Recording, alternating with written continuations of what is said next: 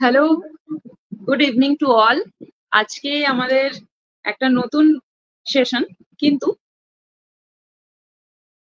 Technical glitches এর কারণে এটা আমরা কমপ্লিট করতে পারিনি। তো সেটা নিয়ে আবার ফিরে এলাম। আমি ডায়েটিশিয়ান তামান্না সরকার, আবার একটা নতুন টক শো উইথ তামান্না নিয়ে। আমার সাথে আজকে যিনি আছেন তিনি খুব স্পেশাল গেস্ট এবং আমার খুব পছন্দের একজন মানুষ। সবাই হয়তো দেখেছেন বা জানেন, তবু আমি নিয়মের খাতিরে ওনার ইন্ট্রোটা দিয়ে দিই একবার। আমার সাথে আজকে আছে ডায়েটিশিয়ান দীপান্বিতা সাহা। দীপান্বিতা, তোমাকে thank you and very warm welcome to my life. Dipanwita অনেকটা ক্ষেত্র জুড়ে রয়েছে, নিউট্রিশনের সমস্ত দিকটাকে বজায় রেখে চলছে। আস্তে আস্তে আমরা সেগুলো জানবো। তো প্রোগ্রামটা শুরু করার আগে আমি দীপান্বিতার একটু ইন্ট্রোডাকশনটা দিয়ে দিই। দীপান্বিতা কিন্তু এমএসসি, সিডিই এবং হচ্ছে পিজিডি। তো এই কমপ্লিটটা করার পরে ও নিজের একটা ক্ষেত্র বানিয়েছে, যেটা আমার কাছে অনেকটাই গুরুত্বপূর্ণ এবং আমি এটাকে খুব অ্যাপ্রিসিয়েট করি। নিউট্রি ওয়ার্ল্ড কে সবাই চেনো তোমরা, যারা জানেন না আজকে থেকে জেনে যাবেন। নিউট্রি ওয়ার্ল্ড এর একান্ত কর্মকর্তা এবং ওর সমস্ত কিছু কর্ণধার এবং নিউট্রিশনিস্ট প্লাস ডায়েটিশিয়ান হচ্ছে দীপান্বিতা। দীপান্বিতার কাজের জায়গাটা অনেকটাই বড়, কারণ ও পাশাপাশি ক্লিনিক্যাল ডায়েটিশিয়ানের সাথে সাথে ওর সমস্ত কোর্সের নিজে সেগুলোকে কন্ডাক্ট করে, কোর্স কোঅর্ডিনেটর প্লাস নিজে নিউট্রি ওয়ার্ল্ডটাকে নিয়ে ও এগিয়ে চলেছে। তাই এক কথা আমরা বলতে পারি ও ক্লিনিক্যাল ডায়েটিশিয়ান সাথে সাথে নিউট্রিপ্রেনিওর। এছাড়াও ওর কাজের জায়গাটা অনেকটাই বড়, কারণ ও অ্যাজ এ কনসালটেন্ট ডায়েটিশিয়ান এখন রয়েছে কলকাতা হার্ট ফাউন্ডেশনে ডক্টর কুণাল সরকারের আন্ডারে এবং international faculty of Bangladesh 20 minute মেডিকেলের আন্ডারে। তো দীপান্বিতা, তোমাকে আরেকবার স্বাগত এবং অনেক ধন্যবাদ আমাদেরকে সময় দেওয়ার জন্য। তো আজকের যে খুব ইম্পর্টেন্ট এবং বেশ ইন্টারেস্টিং যে টপিকটা, সেটা হচ্ছে কার্ডিওভাস্কুলার হেলথ। অর্থাৎ আজকে আমরা হার্ট ডিজিজ নিয়ে আলোচনা করব। তো আজকে টপিকটা এটাই, হার্ট ডিজিজ, সিভিএ সিভিডি সব নিয়ে আলোচনা করব, সাথে ডায়েট ম্যানেজমেন্টও থাকবে। তো আমি দেখতে পাচ্ছি অনেকেই জয়েন করেছে। তো আমি 2 মিনিট একটু সময় চেয়ে নেবো সকলের কাছে, লাইভটাকে একটু শেয়ার করে দেবো।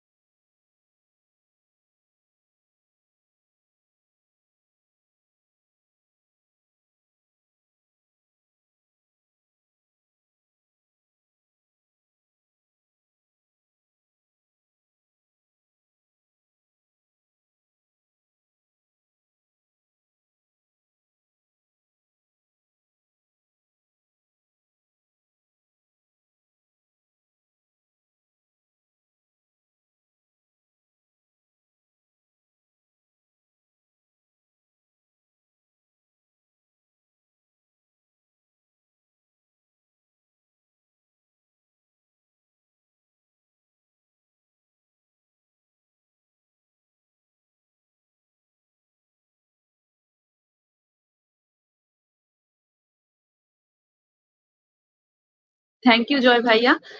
সবাই জয়েন করছো, একটু সাথে থেকো।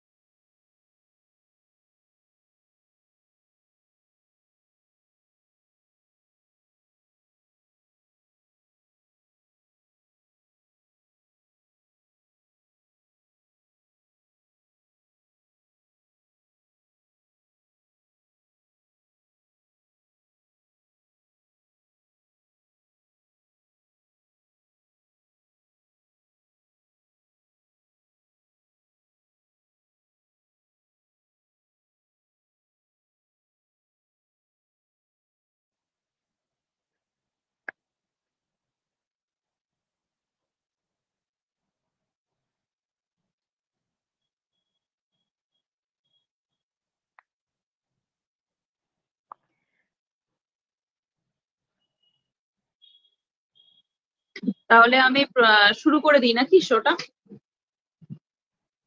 হ্যাঁ, নিশ্চয়। আচ্ছা, তো আজকে আমাদের যে টপিকটা হচ্ছে সেটা হচ্ছে সিভিডি, অর্থাৎ কার্ডিওভাস্কুলার হেলথ। তো প্রথম কথা হচ্ছে এটা আমরা আসবো কেন এই টপিকটা বেছে নিলাম। তার আগে তুমি শুরু করো যে সিভিডি অর্থাৎ কার্ডিওভাস্কুলার হেলথ বা এই যে হার্ট ডিজিজ, এই জিনিসটা সম্পর্কে যদি বলতে হয়, শুরু করতে হলে তুমি কিভাবে আমাদের ইন্ট্রোটা দেবে? প্রথমে থ্যাংক ইউ তামান্না, তোমাকে আমাকে আমাকে ইনভাইট করার জন্য। থ্যাংক ইউ সো মাচ সকলকে যারা যারা এই মুহূর্তে অনুষ্ঠান দেখছেন। তো প্রথমেই আমি আমার যেটা টপিক যে কার্ডিওভাস্কুলার ডিজিজ এবং হার্ট ডিজিজ, এই মুহূর্তে দাঁড়িয়ে কার্ডিওভাস্কুলার ডিজিজ একটা খুব কমন প্রবলেম। তো সেই জন্যে আমরা এইটা নিয়ে আজকে আলোচনা করছি, এই বিষয়টাকে বেছে নিয়েছি। এবং আমার এই মুহূর্তে যেহেতু কাজের অনেকটা পরিধি কার্ডিওভাস্কুলার ডিজিজের ওপরে, তাই জন্য আমি এই টপিকের ওপরে কিছুটা এক্সপিরিয়েন্স করেছি, সেটাই আজকে শেয়ার করব। প্রথমত হচ্ছে কার্ডিওভাস্কুলার ডিজিজ বা সিভিডি, যেটা এটা এক ধরনের হার্ট ডিজিজ, যেখানে আমরা মূলত দেখি যে হার্ট এবং ব্লাড ভেসেলস, ঠিক আছে, এফেক্টেড হচ্ছে। এবং সেটার মেন যেটা কারণ এখনকার দিনে দেখা যাচ্ছে যে লাইফস্টাইল ওরিয়েন্টেড কারণ, এবং লাইফস্টাইল ওরিয়েন্টেড কারণের জন্য আমরা প্রচুর পরিমাণে ওভার ইট করছি, প্রচুর পরিমাণে বাইরের খাবার দাবার করছি, এবং যে ক্যালোরি মানে এক্সেসিভ ক্যালোরি ইনটেক করা, এবং প্রচুর পরিমাণে হচ্ছে যে ফ্যাট জাতীয় খাবার মানে saturated fat, specially saturated fat over it করার জন্য সেটা আমাদের বডিতে স্টোর হতে শুরু করছে, এবং সেটা হচ্ছে বিভিন্ন জায়গায়, বিভিন্ন আর্টারির বিভিন্ন জায়গাগুলোতে স্টোর হচ্ছে, যে কারণের জন্য কিন্তু কার্ডিওভাস্কুলার প্রবলেম গুলো বাড়ছে, মানে ব্লাড প্রেশার ইনক্রিজ করছে, মানে অর্থাৎ আমাদের ধমনীর প্রাচীরে যখন হচ্ছে কোলেস্টেরল সঞ্চয় হচ্ছে, তখন ধমনীর প্রাচীর সরু হচ্ছে এবং রক্ত চলাচল ঠিকভাবে হতে পারছে না।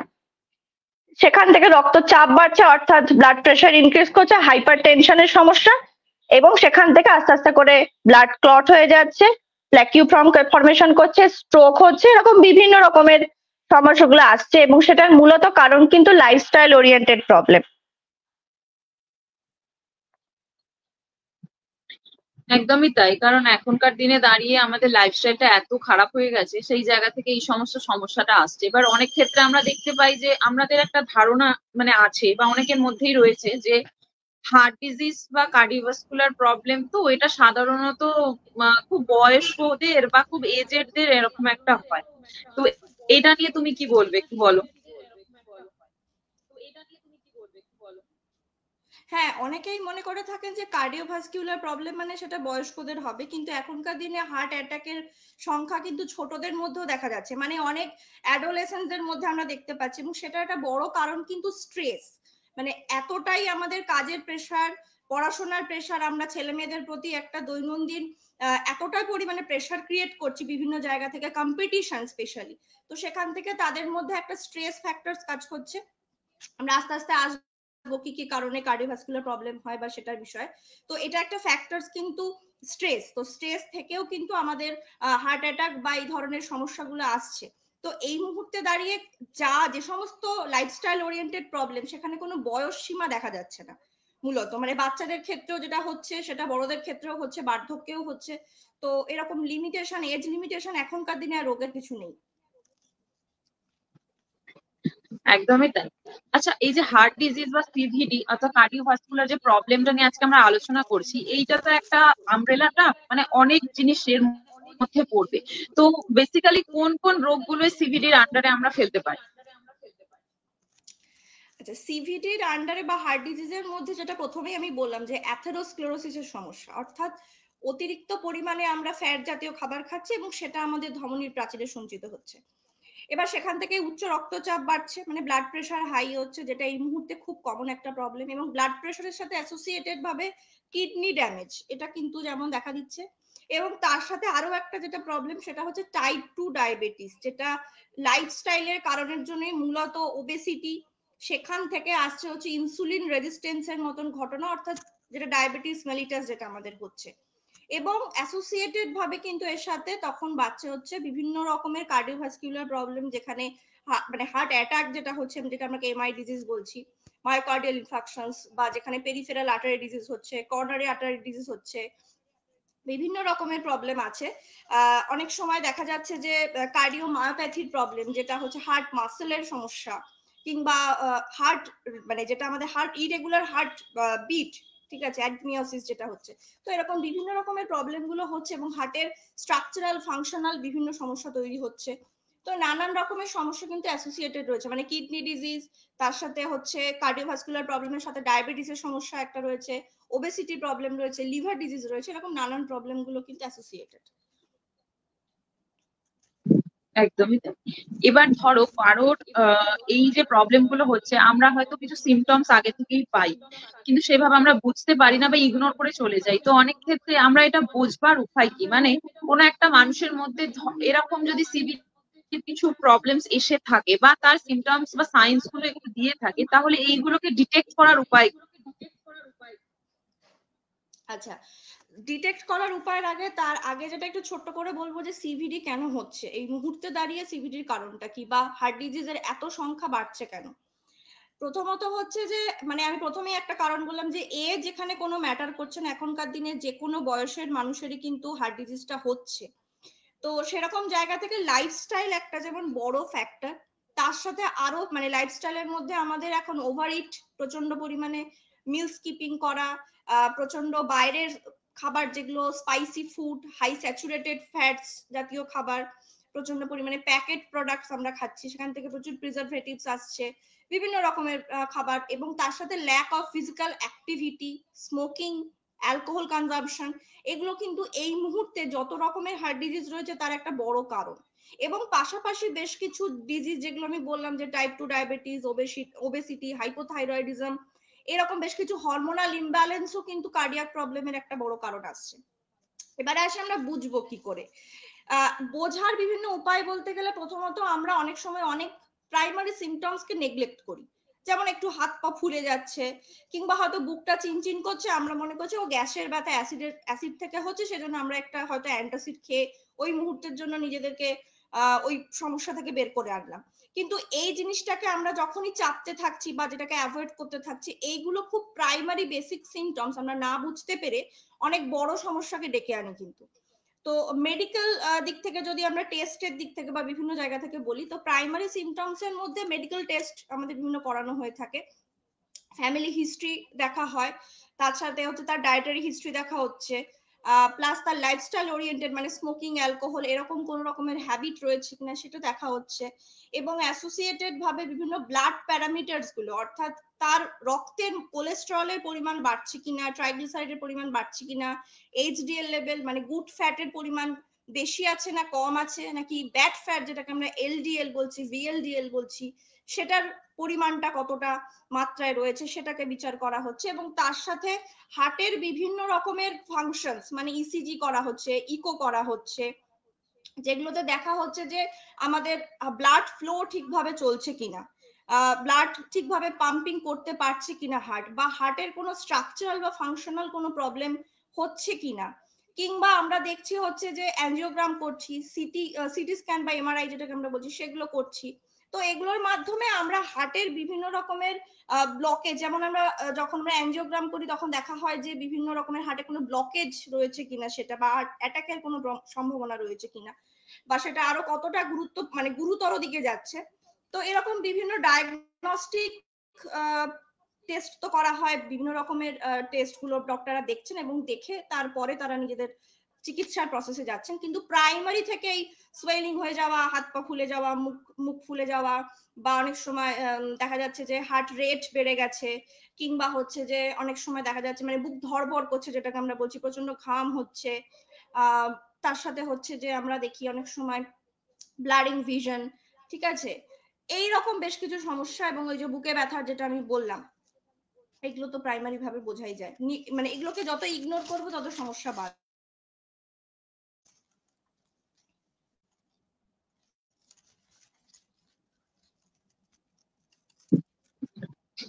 একদমই তাই। এবার অনেক সময় কি হয়, আমরা এই যে যেটা তুমি বললে যে অনেক সিমটমস এমন থাকে সেগুলোকে আমরা নেগলেক্ট করে যাই, কারণ হার্টের ক্ষেত্রে কিন্তু হার্ট বেশ কিছু সময় আগে থেকে, প্রায় 1 বছর আগে থেকে সিমটমস দিয়ে যায় যে হয়তো কোথাও there is something is there. তো এইটা হয়, তো আমরা আমরা সেগুলোকে ইগনোর করে যাই। তো সেই কারণেই আমাদের এই রিপোর্ট গুলো দেখা, প্রপার মেনটেনেন্স এর মধ্যে থাকা এবং ইগনোর না করা, সেইগুলোকে একটু আমাদের দিকে দেখতে হবে। তো এইখান থেকে একটা বড় প্রশ্ন এসে যায়, কারণ হচ্ছে হার্ট ডিজিজে হয়তো কোনো একটা মানুষ এখনো এসে পৌঁছায়নি, বা সিভিডি বা সিভি এর মধ্যে এখনো পৌঁছায়নি, কিন্তু অনেক মানুষের ক্ষেত্রে আমরা দেখতে পাই, মানে বেশিরভাগই ডায়াবেটিসের মতোই, সেটা হচ্ছে হাইপার টেনশন অথবা উচ্চ রক্তচাপ জনিত সমস্যা অনেকেই ভুগছে বর্তমান দিনে। তো যারা এই হাই বিপির পেশেন্ট রয়েছে বা যাদের উচ্চ রক্তচাপের সমস্যাগুলো রয়েছে, তারা কি কোনোভাবেই হার্ট ডিজিজের আওতায় আসতে পারে? এটা একটা খুব ভালো প্রশ্ন, যেখানে হাইপারটেনশন এটা একটা প্রাইমারি স্টেজ, মানে কার্ডিওভাস্কুলার প্রবলেমের একটা কিন্তু প্রাইমারি স্টেজ আমরা বলি। এবং যখনই আমরা দেখছি যে আমাদের ব্লাড প্রেশার বাড়ছে, বা ব্লাড প্রেশার বাড়ার পিছনে অনেক কিছু কারণ থাকে, শুধুমাত্র মানে বেশিরভাগ ক্ষেত্রে লাইফস্টাইল প্রবলেম যেমন এখন বেশি, তাছাড়াও কিন্তু বিভিন্ন জেনেটিক্যাল ফ্যাক্টরস এখানে রয়েছে, এবং তার সাথে আরো ডিজিজ রয়েছে যেগুলো থেকেও কিন্তু প্রবলেমটা হচ্ছে। এবার ব্লাড প্রেশার যখন বাড়ছে, তার মানে বুঝতে হবে যে তার আগে কারণটা জানতে হবে যে কি কারণে তার ব্লাড প্রেশারটা বাড়ছে।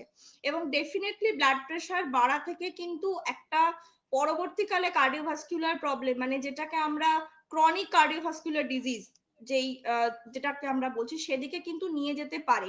কারণ ব্লাড প্রেশার বাড়ার সাথে সাথে কিন্তু শরীরে আরো অনেক প্রবলেম আসবে। মানে এবার ব্লাড প্রেশার বলতে নর্মাল যেটা আমরা বলছি যে সিস্টোলিক নর্মাল যেটা 120/80 mmHg, যেটা আমরা ডায়াস্টোলিক এবং সিস্টোলিক এবং ডায়াস্টোলিকের যে প্যারামিটার, এবং সেটা যখন ক্রস করতে শুরু করছে, অর্থাৎ 140 আপ হয়ে যাচ্ছে এবং ডায়াস্টোলিক 90 আপ হয়ে যাচ্ছে, তখনই আমরা ব্লাড প্রেশার ইনক্রিজ বলছি। তো প্রথম প্রাইমারি স্টেজ থেকে যখন দেখা যাচ্ছে যে তার লিপিড প্রোফাইলটা একটু বেড়ে গেছে, মানে কোলেস্টেরল লেভেলটা একটু বেড়ে গেছে বা ট্রাইগ্লিসারাইড বেড়ে গেছে, সেই সময় থেকেই সাবধান হতে হবে। সেই সময় থেকেই ওজন নিয়ন্ত্রণ, বা থাইরয়েড থাকলে থাইরয়েডের প্রবলেম সেটাকে কন্ট্রোল করা, কিংবা কোলেস্টেরলটাকে পরিধির মধ্যে নিয়ে আসা, এগুলো যদি কন্ট্রোল প্রাইমারি স্টেজ থেকে না হয়, তাহলে কিন্তু সেটা আস্তে আস্তে গিয়ে কিন্তু বিভিন্ন সমস্যা, মানে যেটা আমি অ্যাথেরোস্ক্লেরোসিসের সমস্যা বললাম, সেরকম থেকে হার্ট অ্যাটাকের সমস্যা, আরো ক্রনিক সমস্যা আসতে পারে। ডেফিনেটলি এটা রিলেটেবল। এবং তার সাথে কিডনি ড্যামেজও করছে, ব্লাড প্রেশার ইনক্রিজ করা থেকে কিন্তু কিডনি ড্যামেজের সম্ভাবনাও থাকে। থ্যাংক ইউ, তুমি আমাদের অনেকটা ভালোভাবে বোঝালে। এবার আমি একটু কমেন্ট সেকশনে যাব, সেখানে কিছু কোয়েশ্চেন এসেছে, তার মধ্যে থেকে আমি একটি কোয়েশ্চেন তোমাকে পড়ে শোনাচ্ছি। যে একজন বলছেন যে অনেকেই মনে করেন, এটা সত্যি অনেকেই মনে করেন, যে হাই ইন্টেন্সিটি যারা এক্সারসাইজ করে তাদের ক্ষেত্রে একটা হার্ট অ্যাটাকের প্রবণতা এসে যায়। মানে আস্তে আস্তে ক্রনিক ফেজে যখন সে যাচ্ছে, প্রচন্ড এক্সারসাইজ করছে, তো সেই জায়গাতে অনেকেই মনে করে যে এখান থেকে হার্ট অ্যাটাকের একটা বড় প্রবণতা আছে। তো এই ব্যাপারটা কতটা সত্যি বলে তুমি মনে করো? প্রথম কথা হচ্ছে যে যখনই আমরা কোনো কিছুর মানে সম্ভাবনা নিয়ে তো কোনো কিছু বিচার করা উচিত নয়। তো আমাকে আগে দেখতে হবে, মানে হার্ট অ্যাটাকের যদি তার লাইফস্টাইলটাকে আমাকে আগে দেখতে হবে, ডায়েটারি কাউন্সিলিং করতে হবে এবং ব্লাড প্যারামিটারস দেখতে হবে। আগে সমস্ত কিছু বিচার করতে হবে, যে যদি মনে হয় থাকে যে হ্যাঁ সবকিছু যেমন একটা মাত্রা রয়েছে, মাত্রাতিরিক্ত কোনো কিছুই যেমন ভালো নয়, সেই জন্য আগে আমাকে প্যারামিটারস গুলো বুঝে নিয়ে তারপরে আমি এটাকে বলতে পারবো যে হার্ট অ্যাটাকের সম্ভাবনা আসতে পারে কিনা। কারণ হার্ট অ্যাটাক তো একদিনের সিমটম না, তুমি যেটা বললে যে হার্ট কিন্তু আমাদের আগে থেকে সিগন্যাল দেয় যে তার বিভিন্ন প্রবলেম হচ্ছে। আমাদের প্রত্যেকটা শরীরের প্রত্যেকটা অর্গানই কিন্তু সিগন্যাল দেয় যে আমাদের আগামী দিনে কোনো রোগ আসতে চলেছে কিনা। তাই জন্য যদি কোনো হার্ট অ্যাটাকের সম্ভাবনা থাকে, তাহলে সেক্ষেত্রে প্রাইমারি ভাবে কিছু সিমটমস আমরা বুঝতে পারবো। সেখান থেকে হঠাৎ করে মানে কিছু এক্সারসাইজ করলেই বুক ধড়ফড় করা, বা অনেক সময় পুরোপুরি ভাবে অজ্ঞান হয়ে যেতে পারা, বা হচ্ছে অনেক ক্ষেত্রে হতে পারে যে ব্লাডিং ভিশন, হাঁপিয়ে যাচ্ছে, ব্রিদিং শর্টনেস হচ্ছে, তখন তাকে চেষ্টা করতে হবে যে সেই জায়গা থেকে আস্তে আস্তে করে নিজেদেরকে কন্ট্রোলের দিকে আনা, মানে এক্সেসিভ কোনো কিছুই না যাতে হয় সেই জন্য। এবং যদি দেখা যায় ওভারওয়েট, সেটাও একটা ফ্যাক্টর, সেখান থেকেও কিন্তু সমস্যাটা আসতে পারে, তৈরি হতে পারে। তাই আগে থেকে আমাকে লাইফস্টাইলটাকে বুঝতে হবে পুরো, তার যে ডেইলি শিডিউল, তার আগের কোনো রকমের সমস্যা ছিল কিনা এরকম হার্টের, তো প্রাইমারি স্টেজ থেকে বুঝে আমাকে প্রিভেন্ট হতে হবে। অনেক ক্ষেত্রে দেখো আমরা তো অনেকগুলো কারণ দেখলাম বা লাইফস্টাইল একটা বড় ব্যাপার সেটাও বুঝলাম, কিন্তু অনেক ক্ষেত্রে অনেকেই মনে করে যেমন ধরো হাইপার টেনশনের সাথে একটা যুক্ত, কিন্তু জেনেটিক্স মানে অনেক সময় কি হয় যে আমাদের জেনেটিক্যালি কিছু কিছু প্রবলেম থাকে। তো হার্টের যে প্রবলেম গুলো তৈরি হচ্ছে বর্তমান দিনে, তো সেখানে জেনেটিক্স কতটা ভূমিকা পালন করে? এটা অবশ্যই মানে জেনেটিক্যাল, এটা আমরা মানে যখন আমরা বিভিন্ন কজ দেখি, কিছু মডিফাইবল কজ, কিছু নন মডিফাইবল কজ। তো নন মডিফাইবল কজের মধ্যে কিন্তু জেনেটিক্সটা পড়ছে। তো এক্ষেত্রে অনেক ক্ষেত্রে দেখা যায় যে যাদের মধ্যে জেনেটিক্যাল রয়েছে তাদের বেশিরভাগ ক্ষেত্রে কিন্তু মানে বাবা বা মায়ের থেকে কিন্তু সন্তানের ক্ষেত্রে কার্ডিওভাস্কুলার প্রবলেম আসছে, এটা আসার সম্ভাবনা বেশি। মানে এটা আমি আমার ফ্যামিলি হিস্ট্রিতেও আমি দেখেছি। তো সেই জায়গা থেকে বলতে গেলে এটা প্রায় 70% মতন কিন্তু এফেক্ট করে। এবার ধরো কজ তো আমরা দেখলাম, বা এই যে লাইফস্টাইল একটা বড় ব্যাপার, স্যাচুরেটেড ফ্যাট এগুলো তো রয়েছে। এখন যদি কোনো মানুষের সিবিডি অলরেডি হয়ে আছে বা তারা সিবিডি ডায়াগনোসড হয়েছে, তো সেই ক্ষেত্রে সেই পেশেন্টদের কি করণীয়? ওকে, তো সেক্ষেত্রে সিভিডির কারণটাকে আমাদের আগে বুঝতে হবে, মানে রুট কজটাকে আমাদের জানতে হবে যে তার কি কারণে হচ্ছে। তার কোনো ডিজিজ রয়েছে, ডিজিজের কারণে হচ্ছে, নাকি তার কোনো রকমের জেনেটিক্যাল ফ্যাক্টরস, নাকি তার কোনো রকমের লাইফস্টাইল ওরিয়েন্টেড প্রবলেম। যেটা আমি আগেও বললাম যে নন মডিফায়েবল এবং মডিফায়েবল, মানে মডিফায়েবল যেগুলো, যেগুলোকে আমি পরিবর্তন করতে পারবো, যে সমস্ত অভ্যাস বা যে ধরনের খাবার পরিবর্তন, মানে যেটাকে আমরা মডিফাই করতে পারবো, সেইগুলোকে আগে আমাকে বিচার করতে হবে, মানে সেটাকে আমি চেঞ্জ করব। কিন্তু যারা যেই ফ্যাক্টর গুলো নন মডিফাইড, মানে যেমন এজ বা আমাদের জেনেটিক্স, এগুলোকে তো আমরা কোনোভাবে পরিবর্তন কিছু করতে পারবো না, সেক্ষেত্রে আমাদের মডিফাইলের দিকেই জোর দিতে হবে। তো সেক্ষেত্রে যাদের সিভিডি অলরেডি এফেক্টেড হয়ে গেছে, সেক্ষেত্রে প্রথমেই যেটা করণীয় ওজন নিয়ন্ত্রণ করা। ওজন নিয়ন্ত্রণ করা, এবং যাদের টাইপ 2 ডায়াবেটিসের সমস্যা আছে বা স্পেশালি গ্লুকোজ লেভেল হাই হয়ে রয়েছে বা কোলেস্টেরল হাই, ডিসলিপিডেমিয়ার প্রবলেম রয়েছে, তাদের ক্ষেত্রে যেটা করা, এবং হাইপার টেনশন যাদের রয়েছে, তাদের কিছু সময় অন্তর, অন্তত পক্ষে 1 মাস বা 1.5 মাস অন্তর তাদের ব্লাড প্রেশারটাকে চেক করা, এবং পাশাপাশি হচ্ছে 3 মাসের একটা গ্যাপিং হচ্ছে যে ব্লাড মানে কোলেস্টেরল লেভেল, মানে lipid profile, total lipid profile বা গ্লুকোজ মনিটরিং টেস্ট যেগুলো রয়েছে সেইগুলোকে, HbA1c, এগুলোকে প্রত্যেকটা 3 মাস অন্তর একটা হচ্ছে যে পরীক্ষার মাধ্যমে সেটাকে নিয়ন্ত্রণে রাখা, মানে চেক করে রাখা, যে মনিটরিং করার, টাইম টু টাইম মেডিসিন গুলোকে ঠিক করে নেওয়া। তার সাথে তো অবশ্যই সেখানে ডায়েট একটা বড় ম্যাটার করে, সেটা আশা করি তুমি এর পরের টপিক গুলোতে বলবে। তো সেক্ষেত্রে আমাদের এক্সারসাইজ, তার সাথে লাইফস্টাইল পরিবর্তন করা, তার সাথে আমাদের মেডিসিন, সমস্তটাকে আমাদের কন্ট্রোল করতে হবে। মনিটরিংটাকে খুব ইম্পর্টেন্ট এখানে সিবিডির ক্ষেত্রে। এক্স্যাক্টলি, মানে মনিটরিং যদি না করি, আজ করলাম কালকে আবার ছেড়ে দিলাম, যে দেখলাম যে না আমার তো ঠিক আছে তাহলে আমি ঠিক হয়ে গেছি, সেটা নয়। পুরো জিনিসটাকে কন্টিনিউয়াসলি একটা মনিটরিং করা এবং সেটাকে খেয়াল রাখা সবসময়। তো তুমি যেটা বললে ওই এক্সারসাইজ নিয়ে আমি যদি বলি, যে এক্সারসাইজ মানে ধরো অনেকেরই প্রবলেম একটা থাকে, প্লাস অনেকে মনে করে যে আমার তো হার্টের প্রচন্ড প্রবলেম হয়ে গেছে, এরকম ধরা পড়েছে, তাহলে আমার সমস্ত ভারী কাজ বন্ধ, এক্সারসাইজ বন্ধ। তো সেই ক্ষেত্রে এক্সারসাইজের কথা ধরেই আমি জিজ্ঞাসা করি তোমাকে, যে এক্সারসাইজ এখানে কি ভূমিকা রাখে, আর যদিও বা রাখে তাহলে আমরা কি ধরনের এক্সারসাইজ এখানে ইনক্লুড করতে পারি? এখানে এক্সারসাইজ খুব ইম্পর্টেন্ট। এবার প্রথমে একদম প্রাইমারি থেকে যদি আমি বলি যে এক্সারসাইজ আমাদের এখানে কি কি সুবিধা, মানে করলে কি কি বেনিফিট আমরা পাবো, প্রথমত হচ্ছে আমাদের ওয়েট রিডাকশনের ক্ষেত্রে, ইনসুলিন রেজিস্ট্যান্স যাদের রয়েছে সেই সমস্ত সমস্যার সমাধানের জন্য, এবং কোলেস্টেরল ম্যানেজমেন্ট সর্বোপরি। এই সমস্ত যে ডিজিজ গুলো, যেটা আমাদের এই মুহূর্তে হরমোনাল ইমব্যালেন্স বা যে কারণের জন্য সিবিডিটা হচ্ছে বা কার্ডিওভাস্কুলার প্রবলেম আসছে, সেটাকে আমাদের নিয়ন্ত্রণ করতে হবে। এবং আরেকটা হচ্ছে স্ট্রেস, স্ট্রেস ফ্যাক্টরস থেকেও কিন্তু সমস্যাটা তৈরি হচ্ছে। তাই স্ট্রেস রিলিফ করা বা স্ট্রেস ম্যানেজমেন্ট করতে, সুগার কন্ট্রোলে, প্রত্যেকটা ক্ষেত্রেই কিন্তু এক্সারসাইজের একটা বড় ভূমিকা আছে। এক্সারসাইজটা খুব ইম্পর্টেন্ট। এবার আসি, অনেক সময় দেখা যায় অনেকে ডাক্তারবাবুদের পরামর্শ থাকে যে বেশি এক্সারসাইজ করতে পারবেন না, কিংবা অনেকে শারীরিকভাবে অক্ষম থাকেন এক্সারসাইজ, মানে হেভি এক্সারসাইজ করতে। তো তো সেক্ষেত্রে আমাদের পরামর্শ এটাই থাকবে যে অন্তত পক্ষে সারাদিনের একটা নির্দিষ্ট সময় যতটা সে পারছে, তার শরীর সাথ দিচ্ছে, শরীর থেকে সে পারছে নিজে থেকে, ততটা সময় সে একটা, সেটা 15 মিনিট হোক 20 মিনিট হোক, একটা হাঁটাহাঁটি করা, নর্মাল একটা হাঁটাহাঁটি যদি করতে পারে তাহলে সেক্ষেত্রে সেটার আর কোনো বিকল্প নেই। এবং সারাদিন অ্যাক্টিভ থাকা, মানে বাড়ির মধ্যে নিজের কাজগুলোকে নিজেকে করা, সিঁড়ি থেকে ওঠানামা করা, যতটা সম্ভব। এবার যদি কেউ মনে করে থাকেন যে তিনি পারছেন করতে, শারীরিকভাবে তিনি অ্যাবল, তো সেক্ষেত্রে তিনি বাইরে গিয়ে এক্সারসাইজ করুন, অ্যারোবিক এক্সারসাইজ যেগুলো বিভিন্ন রকমের রয়েছে সেগুলো করতে পারেন, ব্রিদিং এক্সারসাইজ যেগুলো রয়েছে সেগুলো করতে পারেন এবং হাঁটাহাঁটি করতে পারেন। তবে সবকিছুরই একটা নির্দিষ্ট নির্ধারিত মাত্রায় করা দরকার। মানে আমি 2 ঘন্টা ধরে কন্টিনিউ এক্সারসাইজ করে যাচ্ছি, এটা যেন না হয়। তাহলে কিন্তু অনেক ক্ষেত্রে হিতে বিপরীত হতে পারে, মানে হাইপোটেনশনের চান্সেস তখন থাকতে পারে, হাইপোগ্লাইসেমিয়া হয়ে যেতে পারে।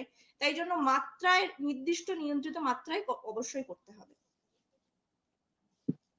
একদমই।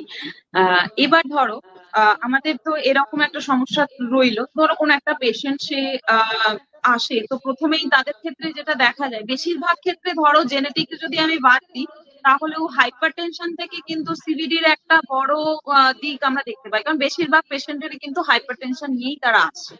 তো এবার হাইপার টেনশন যখনই পেশেন্টটা থাকছে, তো সেই জায়গা থেকে খাবার কন্ট্রোলের কথাতে আমি পরে যাচ্ছি, তার আগে প্রথমেই যেটা হয়, মানে সবাই এখন জেনে গেছে, মানে এই ফিল্ডে কাজ করতে করতে তুমি তো মানে ওইগুলোর মধ্যে এক্সপেক্ট করেছো, মানে দেখেছো এই জিনিসগুলো, এক্সপিরিয়েন্স করেছো।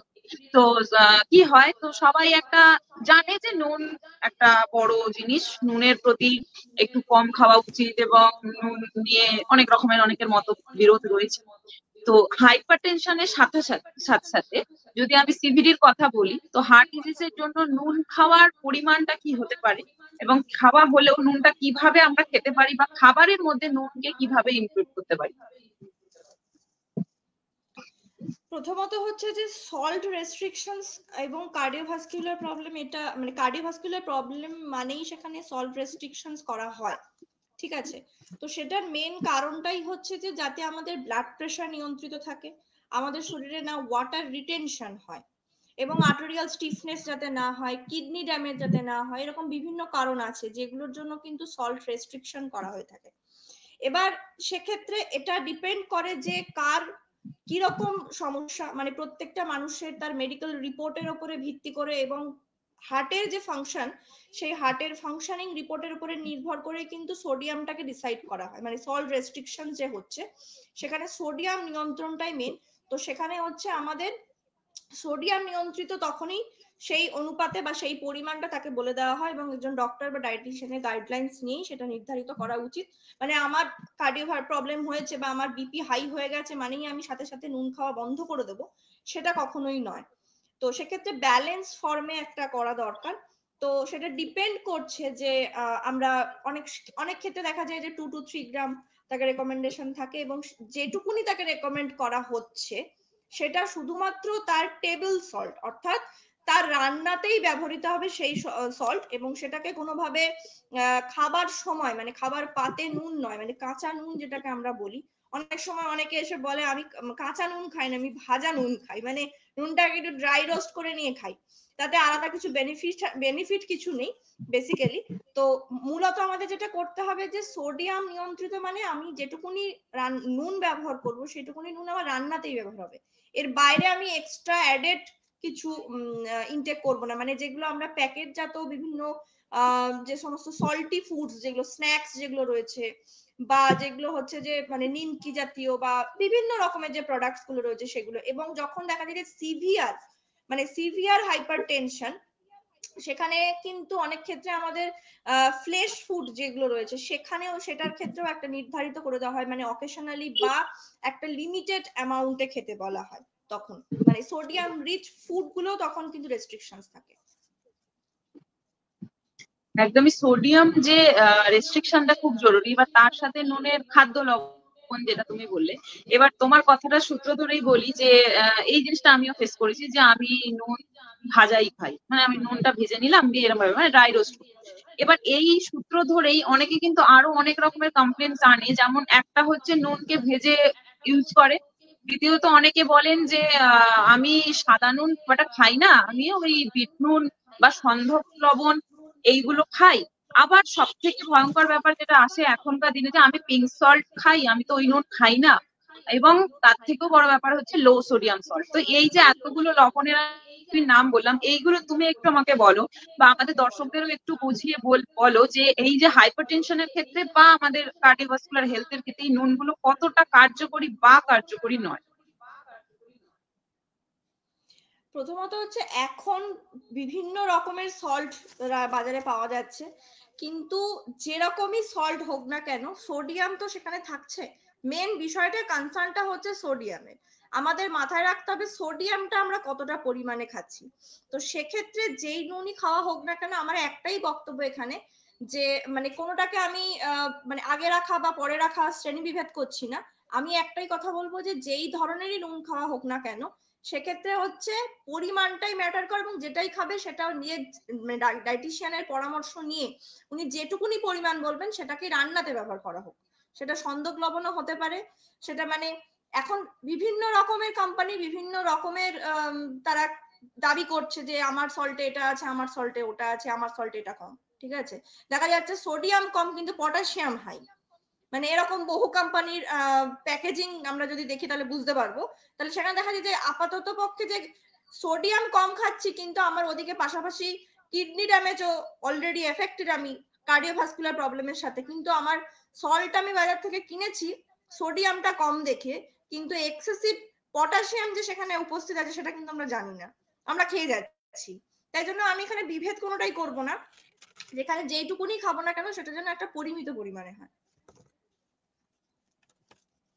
একদমই তাই, মানে যে কোনো লবণের মধ্যে মূল মাত্রা তো হচ্ছে NaCl অর্থাৎ সোডিয়াম ক্লোরাইড তো থাকছেই, তো সোডিয়ামের মাত্রাটাই তো আমরা কমাতে চাইছি। একদম তাই, খুব সুন্দর করে তুমি আমাদের বুঝিয়ে দিলে।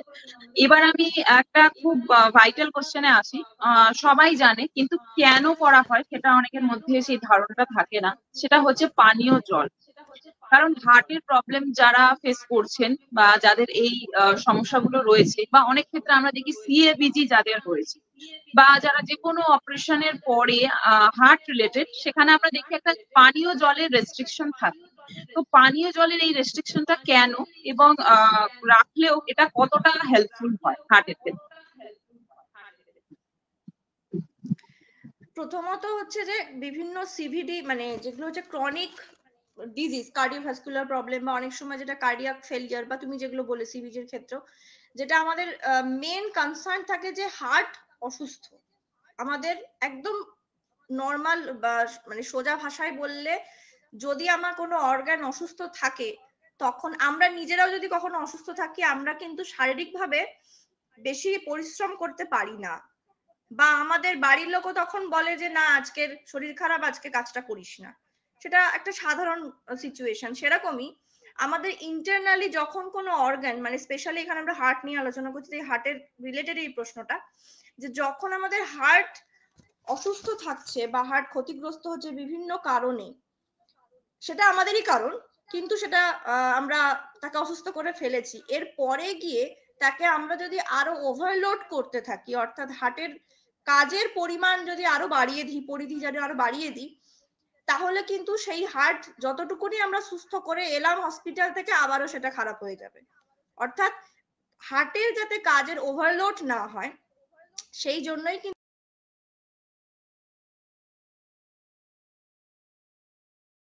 সার্জারিক্যাল বা আফটার ক্রিটিক্যাল প্রবলেম বা হার্ট ফেলিওরের পরে, এবং যখনই দেখা যাচ্ছে যে হার্টের ওপরে বেশি মানে কাজ করানো হচ্ছে হার্টকে, এবং তার সাথে সাথে কিন্তু আমাদের শরীরে ওয়াটার রিটেনশন হচ্ছে, ইডিমার প্রবলেম হচ্ছে, ব্রিদিং শর্টনেস আসছে, তো এরকম নানান প্রবলেম গুলো তৈরি হয়। সেই জন্য প্রাইমারি স্টেজ গুলোতে তখন কিন্তু আমাদের ওয়াটার রেস্ট্রিকশনস করা হয়ে থাকে।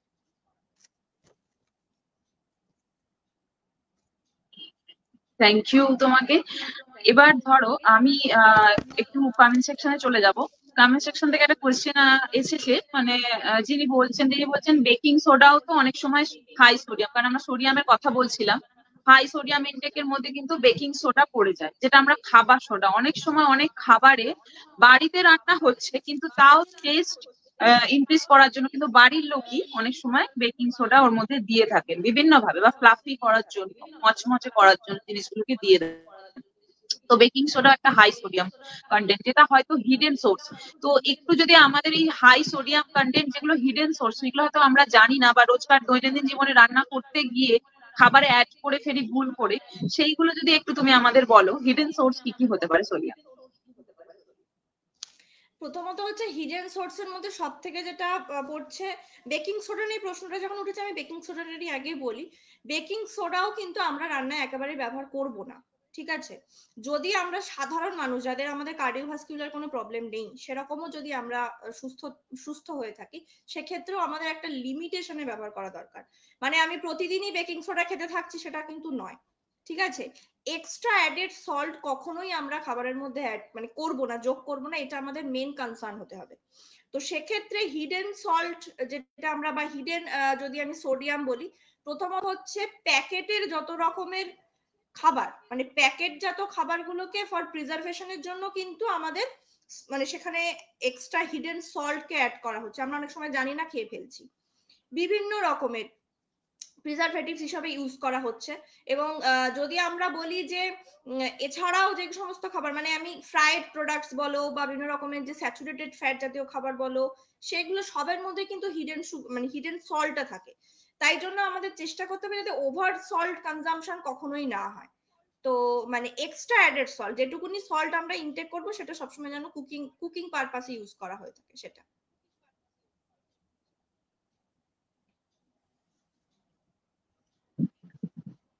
একদম তাই। এবার আমি চলে যাব যেটার জন্য মনে হয় সবাই ওয়েট করে বসে আছে, সেটা হচ্ছে ডায়েট পার্ট, ফুড পার্ট। কারণ যখন হয়তো সেভিয়ের এতটা হাই রিস্ক ফ্যাক্টরে হয়তো পৌঁছায়নি কোনো মানুষ, কিন্তু তার হাইপারটেনশন আছে, বা হয়তো সে সবে সবে লিপিড প্রোফাইল টেস্ট করিয়েছেন এবং সেখানে দেখতে পাচ্ছেন যে তার হাই ট্রাইগ্লিসারাইড বা এলডিএলটা বড্ড বেড়ে গেছে, এইচডিএলটা ঠিক আছে কিন্তু কোলেস্টেরল বেড়ে গেছে। তো এই জায়গা থেকেই প্রথমত লাইফস্টাইল তো আমরা শুনলাম, জেনেটিক্স একটা দেখলাম, কিন্তু ডায়েটারি প্যাটার্নের কথা যখন আমরা আসি, তখন কিন্তু বিভিন্ন রকমের সমস্যা ফেস করি। তো একটা মানুষের ক্ষেত্রে, যাদের ক্ষেত্রে সিভিয়ার প্রবলেমটা আসতে চলেছে, বা হয়তো হাই কোলেস্টেরল সবে সবে ধরা পড়েছে, তাদের ক্ষেত্রে ফার্স্ট স্টেজে আমরা কি কি ভাবে এগোতে পারি, এছাড়াও টোটাল লাইফস্টাইলটাকে মেনটেন করে আমরা ফুড প্যাটার্নটাকে কিভাবে সাজাতে পারি? আচ্ছা, প্রথম কথা হচ্ছে যে ফুড প্যাটার্নের কথা যদি আসি, তাহলে এতক্ষণ আমি সোডিয়াম নিয়ে কথা বলেছি। কার্ডিওভাস্কুলার প্রবলেম মানে যাদের প্রথমে আমাদের মাথা রাখতে হবে লো সোডিয়াম লো ফ্যাট ডায়েট, এটা হচ্ছে প্রথম আমার কনসার্ন থাকবে। এবার অনেক খাবার, যেটা তুমি হিডেন সোর্সের কথা বললে, সেখানেও একটা খাবার আমি এতক্ষণ বলিনি, যেটা আরেকটা এখন বলবো বলে, এই যে আমরা বাটার খাচ্ছি, বাইরের মেয়োনিজ খাচ্ছি, এগুলোর মধ্যেও কিন্তু সল্ট থাকে। তো এটা আমরা জানি না, আমরা অনেক সময় না জেনেই খেয়ে ফেলছি, এবং এগুলোর মধ্যে যেমন ফ্যাটও থাকছে। আমাদের মাথায় রাখতে হবে স্যাচুরেটেড ফ্যাট, অর্থাৎ যে সমস্ত খাবারগুলো বা যে সমস্ত ফ্যাটগুলো আমার শরীরের জন্য ভীষণ হার্ড, আমার শরীরকে অনেকটা পরিশ্রম করতে হবে সেই খাবারটাকে মানে ডাইজেশন, অ্যাবজর্পশন সমস্ত কিছু করার জন্য, সেই ধরনের খাবারগুলোকে কিন্তু আমার খাদ্য তালিকায় নিয়ন্ত্রণ করতে হবে। স্যাচুরেটেড ফ্যাটের মধ্যে যেমন বিভিন্ন রকমের রেড মিট পড়ছে, বিভিন্ন রকমের অর্গান মিট, যেগুলো মানে ব্রেন, কিডনি, এগুলোকে আমাদের রেস্ট্রিকশন করতে হবে। বিভিন্ন রকমের যেগুলোর মধ্যে কিন্তু সল্ট পরিমাণটা অনেক বেশি, এটাও আমরা অনেক সময় নেগলেক্ট করে যাই। সি ফুড জাতীয় খাবারগুলোকে কন্ট্রোল করতে হবে। প্যাকেট জাতীয় বিভিন্ন খাবার যেগুলো রয়েছে, সেগুলোর কথা অলরেডি আমি বলেছি, যেমন পিকল, আচার করা হচ্ছে, এটাও আমাদের হিডেন সল্টের মধ্যে একটা অপশন হতে পারে, যেখানে আমরা আচার খেয়ে ফেলছি, একটু হলেও আচার খেয়ে ফেলছি, সেখানেও কিন্তু আমাদের এক্সট্রা অ্যাডেড সল্ট থাকছে। তো চাটনি রয়েছে, পাঁপড় রয়েছে বিভিন্ন রকমের, এইগুলোকে কিন্তু আমাদের কন্ট্রোল করতে হবে, ঠিক আছে? বিভিন্ন রকমের ফ্যাটি ফুড গুলো। তারপরে হচ্ছে যে হোল ফ্যাট মিল্ক, আমরা যদি মিল্ক খেতে চাই, তাহলে সেক্ষেত্রে লো ফ্যাট, মানে এখনকার প্রচুর ডাবল টোন্ড মিল্ক যেগুলো বাজারে পাওয়া যাচ্ছে, ফ্যাট পার্সেন্টেজটা আমরা দেখে নিতে হবে। তো সেক্ষেত্রে আমাদের হাই ফ্যাটি ফুডস যেগুলো রয়েছে, ফ্রাইড ফুডস যেগুলো রয়েছে, এইগুলোকে কিন্তু আমাদের রেস্ট্রিকশনস করতে হবে। তো স্যাচুরেটেড ফ্যাটটার কথা তো আমি বললাম, লো ফ্যাটের কথা বললাম। এবং এবার যেটা বলবো সেটা হচ্ছে প্রোটিন, মানে গুড কোয়ালিটি প্রোটিন, মানে আমরা যেগুলো লিন প্রোটিন বলছি, অর্থাৎ যেখানে আমরা চিকেন বলতে পারি, ছোট মাছ বলতে পারি, এগ ইয়ক মানে এগ হোয়াইট বলতে পারি, এগ ইয়ক আমরা খেতে পারি হোল এগ, তবে সেটা একজন ডায়েটিশিয়ানের পরামর্শ নিয়ে প্রত্যেকটা মেডিকেল রিপোর্ট অনুযায়ী একটা নির্দিষ্ট মাত্রায় অবশ্যই সে খেতে পারে। এছাড়াও হচ্ছে যে আমরা কার্বোহাইড্রেট, মানে আমাদের খাবারের মধ্যে যাতে গুড ফাইবার থাকে, গুড কমপ্লেক্স কার্বোহাইড্রেট থাকে, মানে সিম্পল কার্বোহাইড্রেটের পরিমাণটাকে কমাতে হবে, কারণ সিম্পল কার্বোহাইড্রেট মানেই সেখানে আমাদের ইনসুলিন রেজিস্ট্যান্সের সমস্যা বাড়বে, আমাদের ওভারওয়েট হবে, এবং সিম্পল কার্বোহাইড্রেট কনভার্ট হয়ে ফ্যাট স্টোর আমাদের বডির মধ্যে বাড়তে শুরু করবে, আমাদের ওজন বাড়বে। ওজন মানে যত বেশি ওজন বাড়বে তত বেশি আমাদের কিন্তু এই ধরনের যে ডিজেনারেটিভ ডিজিজ যেগুলো রয়েছে সেইগুলো সমস্যা বাড়তে থাকবে, হরমোনাল প্রবলেম গুলো বাড়বে। তো সর্বোপরি আমাদের মাথায় রাখতে হবে গুড মানে quality of protein, good quality প্রোটিনটাকে রাখতে হবে। সেখানে আমরা ডাল, যারা ভেজিটেরিয়ান রয়েছে তারা আমরা ডাল খেতে পারি, সয়াবিন খেতে পারি, আমরা হচ্ছে যে নাটস অ্যান্ড সিডস, এখান থেকেও আমরা প্রোটিন ফ্যাট পাই, তবে সেটারও একটা কিন্তু মাত্রায় রাখতে হবে। অনেকেই মনে করেন যে আমি তো আমার হাইপার টেনশন রয়েছে বা আমার এরকম হার্টের প্রবলেম, আমি নাটস খেতে পারবো না, ডেফিনেটলি সেটা নয়। একটা নির্দিষ্ট পরিমাণে কিন্তু নাটস এবং অয়েল, সব থেকে যেটা বড় কথা, যেটা আমাদের ভিজিবল অয়েল বলছি, মানে সেখানেও একটা লিমিটেশন রাখতে, মানে 15 থেকে 20 ml এরকম একটা লিমিটেশনের মধ্যে ভেজিটেবল অয়েল গুলোকে, যেটা হচ্ছে যতটা পারবো আমরা পিওরিটিটাকে মেনটেন করা, মানে রিফাইন্ড ফর্মে যাতে না হয় সেটা, refined flower, refined salt, refined sugar, এগুলোকে টোটালি রেস্ট্রিকশনস করতে হবে।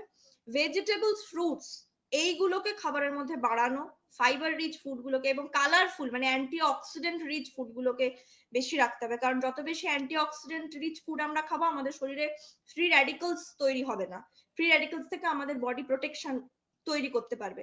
তাই জন্য আমাদের খাবারের মধ্যে বিভিন্ন colourful fruits and vegetable, seasonal fruits and vegetables এইগুলোকে রাখতে হবে, এবং পরিমিত পরিমাণে জল। থ্যাংক ইউ তোমাকে।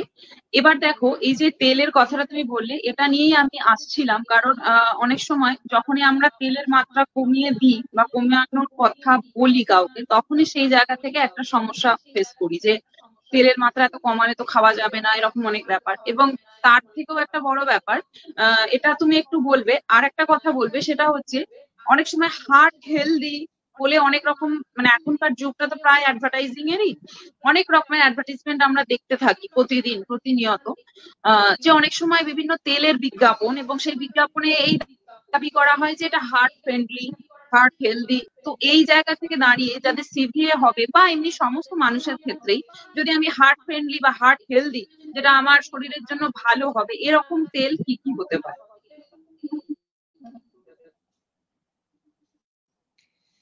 তো যেটা বলা সেটা হচ্ছে যে হার্ট ফ্রেন্ডলি বা এই ধরনের যে ট্যাগলাইন গুলো বিভিন্ন কোম্পানি ব্যবহার করছে, সেটা কিন্তু তাদের মার্কেটিং স্ট্র্যাটেজি। মানে এরকম কোনো তেল বাজারে, যেটা আমাকে দেখে নিতে হবে যে প্রসেস তেলের, এটা নিয়ে একটা বললে আরেকটা লাইভ হয়ে যাবে। তেলের অ্যাকচুয়ালি তেল যখন আমরা কনজিউম করতে বলছি, সেটা কিন্তু প্রসেসিং এর উপরে, প্রসেসিংটা কিভাবে হচ্ছে সেটার উপরেই কিন্তু মানে তেলের পিওরিটি ডিপেন্ড করে। তো সেখানে এই ধরনের বাজার চলতি অ্যাডের আমরা প্রচন্ড পরিমাণে অ্যাট্রাক্টেড হয়ে গিয়ে জিনিসপত্র কিনে ফেলছি। কিন্তু আমাদের সবার আগে মাথায় রাখতে হবে যে সমস্ত তেলগুলোর মধ্যে হচ্ছে যে মুফা বা পুফা, মানে মোনো আনস্যাচুরেটেড ফ্যাটি অ্যাসিড এবং পুফা হচ্ছে পলি আনস্যাচুরেটেড ফ্যাটি অ্যাসিড, এই টাইপ অফ তেলগুলোকে আমাদের খেতে হবে। অর্থাৎ ভিজিবল অয়েলটাকে একটা মাত্রায় রাখতে হবে, যাতে কোনোভাবে না আমাদের বডির মধ্যে ব্যাড ফ্যাট যেটা রয়েছে সেটা না বেড়ে যায়। তো সেক্ষেত্রে তেল যদি আমরা খাই, মানে এখন ঘানি থেকে সর্ষের তেল আমরা কজন আর খাই, ঠিক আছে, তো আমাদের বাজার চলতি তেলের উপরে নির্ভর করতে হবে, কিন্তু সেটাকে মাত্রাটাকে নির্ধারণ করে নিতে হবে, এবং প্যাকেজিং এর গায়ে একটু দেখে নিতে হবে স্যাচুরেটেড ফ্যাট বা টোটাল ফ্যাট কিরকম রয়েছে, সেটার পরিমাণটা যদি দেখে নিয়ে একটু খাওয়া যায় আমার মনে হয় সেটা বেটার।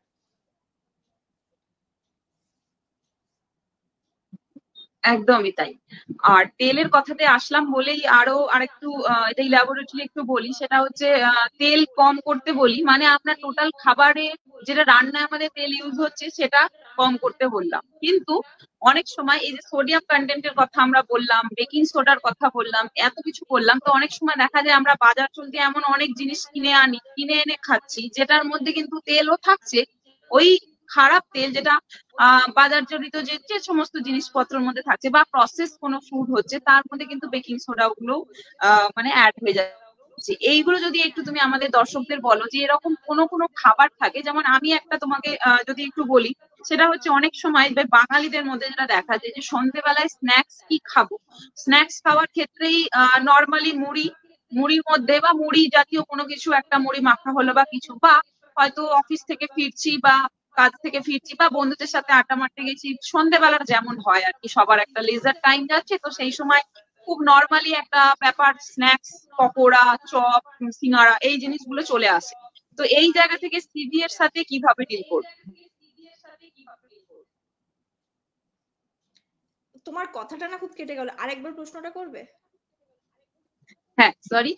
কি হয়, আমরা যখন এই সিভি এর কথা বললাম, সোডিয়াম কন্টেন্টের কথা অনেক কিছুই বললাম, তো হিডেন সোর্সের কথাও বলেছি, কিন্তু সন্ধ্যেবেলা যখন আমরা বলে দিলাম যে যে তেলের পরিমাণটা কম করতে হবে, বাজার মানে টোটাল আমাদের মান্থলি অয়েল ইউসেজ বলি বা আমাদের যে রান্নায় যে তেলের মাত্রাটা রয়েছে সেটা কম করলাম, হয়তো কেউ করেও নিল, কিন্তু দেখা যাচ্ছে যখন একটা মানুষ ধরো অফিস থেকে ফিরছে বা হয়তো বন্ধুদের সাথে সময় কাটাচ্ছে সন্ধ্যেবেলা বা বিকেল বেলা, যে লেজার টাইম গুলো হয়, তো এই সময় কি হয়, বেশিরভাগই মানুষের একটা বাইরের খাবারের প্রতি আকর্ষণ একটা রয়েই যায়। আর বাঙালিদের মানে নর্মালি ধরো খাবারের ক্ষেত্রে বা বিকেল বেলা যদি স্ন্যাক্স এর দিকে আসি, তখন কিন্তু অটোমেটিক্যালি সেটা ধরো ওই ভাজি পুরি বা ধরো পকোড়া, স্ন্যাক্স, চপ, বেগুনি, এরকম ধরনের জিনিসগুলো, বা মুড়ি দিয়েই খাওয়া হলো, মানে মুড়ি কি দিয়ে খাবো, তো চপ দিয়ে খাবো, এরকম একটা ব্যাপার চলে আসে। তো সিভি এর সাথে এই জিনিসটাকে কিভাবে ডিল করা যায় একটু বলো। আচ্ছা, প্রথমেই যেটা বলবো, যে যেটার কথা তুমি বললে, যেটা তুমি বলতে বলতে আমার মাথায় এলো চপের কথা।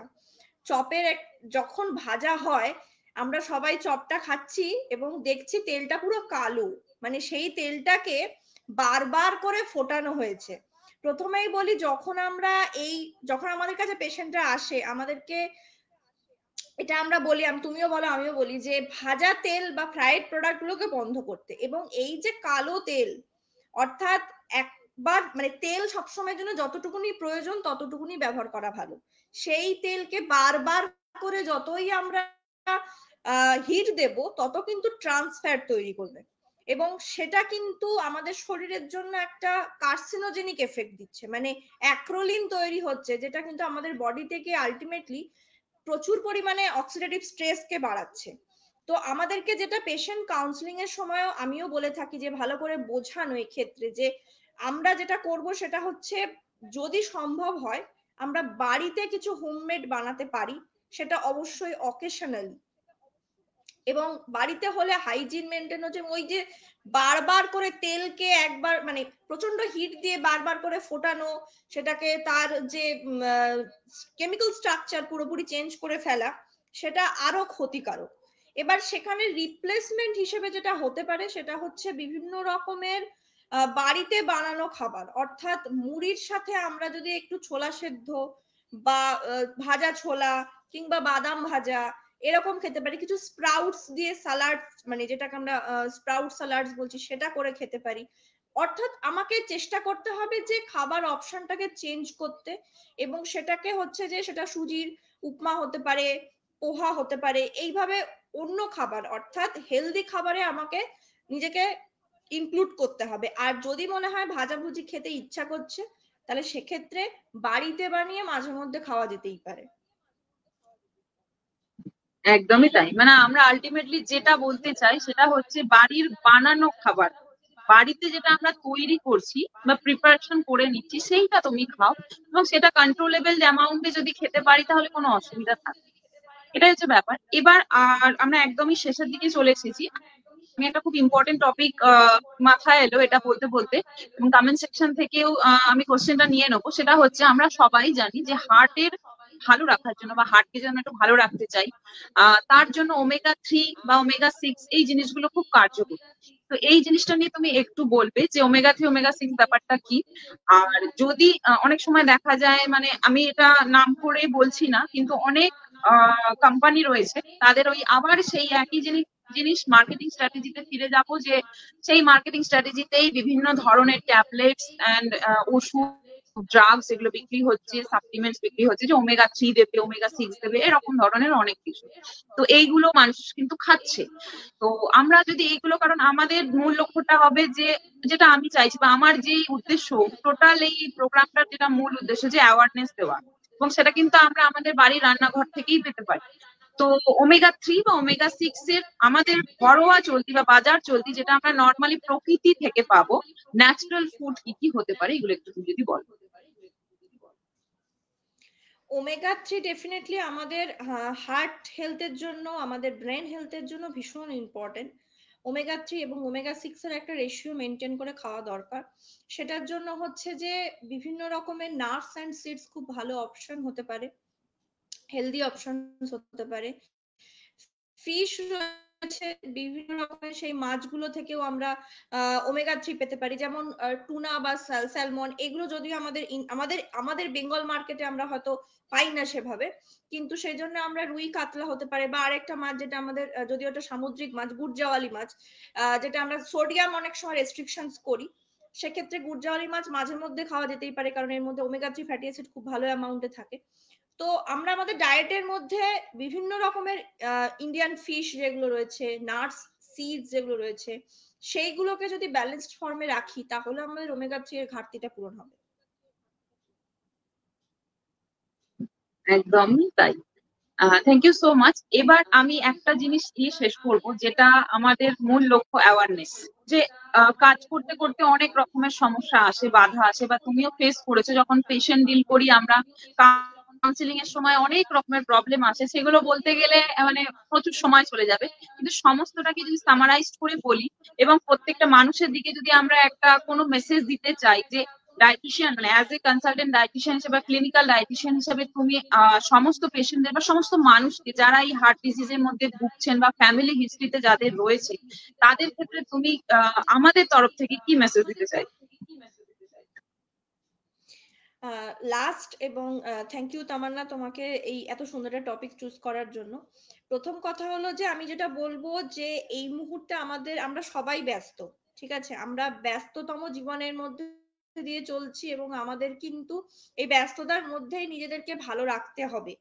তো সেই জন্যে আমি যেটা কয়েকটা জিনিস বলবো, এক তো আমাদের ডায়েটারি মডিফিকেশনস, অর্থাৎ আমাদেরকে চেষ্টা করতে হবে। আমি সবসময় যে বাইরের খাবারের বাদ দিতে বলছি, সেটা আমি নিজেও বাইরে থাকি, সেজন্য আমাকেও অনেক ক্ষেত্রে বাইরের খাবারের উপর নির্ভর করতে হয়, কিন্তু চেষ্টা করতে হবে যে আমার সারাদিনের খাবারের মধ্যে যেন বেশিরভাগ অংশটা বাড়ির খাবার থেকে হয়।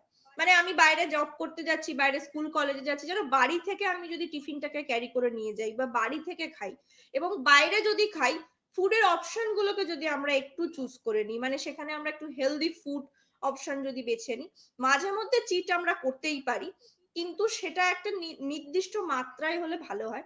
এটা প্রথম কথা। ডায়েটের দিক থেকে একটু সারাদিনের সময় করে নিতে হবে, যে এক্সারসাইজ করা বা হাঁটাহাঁটি করা। এবার আমি বলছি আধ ঘন্টা, আপনার হাতে যদি সময় না থাকে, তাহলে সময়টাকে ভাগ করে নিন, সকালবেলা 15 মিনিট বা রাতের বেলা 15 মিনিট, বা হতে পারে যে আপনি রাত্রেবেলায় এক্সারসাইজ করছেন, মাথায় রাখবেন যে খাবার 1 থেকে 1.5 ঘন্টা পরে আপনি এক্সারসাইজ করুন, তাতে কোনো সমস্যা নেই। তাই টাইমটাকে ম্যানেজ করতে হবে, মানে নিজেকে এক্সকিউজ দিলে সেটা কিন্তু আলটিমেটলি নিজেদেরই বিপদ। তাই এই ছোট ছোট জিনিস একটু কনসার্ন হওয়া, এবং যাদের কোনো রকমের প্রবলেম আছে, মানে কোনো রকমের ডিজিজ, এখন যে সমস্ত কমন প্রবলেম গুলো, পিসিওডির প্রবলেম, ডায়াবেটিসের সমস্যা, হাইপোথাইরয়েডিজম, হাইপারথাইরয়েডিজম, বা যাদের এই ধরনের ইউরিক অ্যাসিড বেড়ে গেছে, হাইপারলিপিডেমিয়া, প্রত্যেককে একটাই কথা বলার, যে টাইম টু টাইম মনিটরিং এ নিজেদেরকে রাখুন। ব্লাড প্রেশার চেক করুন, বা মেডিকেল রিপোর্ট যেগুলো ডাক্তারবাবুরা করতে দিচ্ছেন, সেইগুলোকে একটু টাইম টু টাইম চেকিং এ রাখুন, মনিটরিং এ রাখুন। প্রয়োজন হলে ডাক্তারের সাথে পরামর্শ নিন, ডায়েটিশিয়ানের সাথে পরামর্শ নিন, এবং ওভারঅল কিন্তু একটা হেলদি লাইফস্টাইল মেনটেন করুন। প্রপারলি ফুড ইনটেক করুন, প্রপার মানে স্লিপিং প্যাটার্ন ঠিকঠাক ভাবে রাখুন, জল ঠিকভাবে খান, এইভাবেই নিজেদেরকে ভালো রাখুন। Thank you. Thank you so much আমাদেরকে এত সুন্দর একটা সেশন অফার দেওয়ার জন্য। তুমি আমাদের টাইম দিয়েছো এতটাই, কারণ আমি জানি এই দিনগুলোতে মানে দেওয়া তোমার সমস্ত শিডিউলকে ম্যানেজ করে একটা টাইম বের করা এটাই অনেক বড় ব্যাপার। আর তার জন্য মেনি থ্যাঙ্কস। আর আশা করি আগামী দিনে তোমাকে পাবো। আর তোমার আগামী দিনের কাজের জন্য অনেক অনেক শুভেচ্ছা আমার তরফ থেকে। আর লাস্টলি তোমাকে যারা কন্ট্যাক্ট করতে চাইবে, আমি বলে দিই দীপান্বিতা কিন্তু হার্ট ডিজিজ নিয়ে কাজ করে। ওর কলকাতা হার্ট ফাউন্ডেশনে ও কিন্তু কনসালটেন্ট ডায়েটিশিয়ান, এছাড়াও ও অনলাইন কনসালটেশনও করে থাকে, ওর বাড়িতেও চেম্বার করে। তো যারা যারা ওকে চাইছো কন্ট্যাক্ট করার জন্য, এছাড়া ও প্রচুর নিউট্রিশনাল রিলেটেড অনেক কোর্সের কিন্তু পড়াচ্ছে ও এখন, এবং নিজে নিউট্রিওয়াল থেকে কিন্তু কন্ডাক্ট করে। তো যারা যারা ওর সাথে কন্ট্যাক্ট করতে চাও, তো বোথ ডায়েটারি প্যাটার্ন এবং এডুকেশন ব্যাকগ্রাউন্ডের দিক দিয়ে তোমরা ওকে যোগাযোগ করতে পারো। তো তুমি একটু দীপান্বিতা তোমার ডিটেলসটা একটু দিয়ে দাও, তোমার সাথে কিভাবে সবাই যোগাযোগ করবে, এবং যদি অ্যাজ এ ডায়েট রিলেটেড কোনো গাইডলাইন্স এর জন্য যোগাযোগ করে তাহলে তোমার সাথে কিভাবে যোগাযোগ করবে একটু বলে। ওকে, থ্যাংক ইউ। মানে তামান্না, তোমাকে মানে অনেক অনেক থ্যাংক ইউ। তোমাদের সাথে অনেকদিন আগে প্ল্যানটা হয়েছিল, তো ফাইনালি আমরা কন্ডাক্ট করতে পারলাম আজকের প্রোগ্রামটা। তো এটা খুব ইম্পর্টেন্ট একটা টপিক ছিল। আর যারা যারা এই মুহূর্তে আমার সাথে মানে অনলাইন এবং অফলাইন কনসালটেশন, সবাইকে একটাই কথা বলার, বা যারা চাইছে যে নিউট্রিশন এডুকেশনের বিষয়ে বিভিন্ন রকমের জানার, তো নিউট্রিওয়াল ফেসবুকে যদি সার্চ করে বা ইনস্টাগ্রাম যেখানেই যে রয়েছে, নিউট্রিওয়াল বলে সার্চ করলেই আমার কন্ট্যাক্টটা পেয়ে যাবে। মানে নিউট্রিওয়াল একটাই এই মুহূর্তে আছে। তো আমাকে আমার পেজে গিয়ে ইনবক্স করতে পারে, বা আমাকে মেইলও করতে পারে, বা আমার ওয়েবসাইট ভিজিট করতে পারে www.dtdiparnita.com। এখান থেকেও আমার সাথে যোগাযোগ করতে পারবে। ঠিক আছে, লাইভটা শেষে তুমি একটু কমেন্ট সেকশনে তোমার ডিটেলসটা একটু লিখে দিও, তাহলে যারা পরবর্তী ক্ষেত্রে লাইভটা হ্যাঁ, দেখবে নিশ্চয়ই সবাই নিশ্চয়ই। নিয়ে নেবে। ওকে, ঠিক আছে, থ্যাংক ইউ সবাইকে। সবাই ভালো থেকো, সুস্থ থেকো। আগামী দিনে আবার একটা নতুন কোনো টপিক নিয়ে নিশ্চয়ই আসবো, আর আশা করবো তোমাকেও আমরা মানে নেক্সট কোনো সেশনে নিশ্চয়ই পাবো। থ্যাংক ইউ, নিশ্চয়ই। Good thank night. ইউ।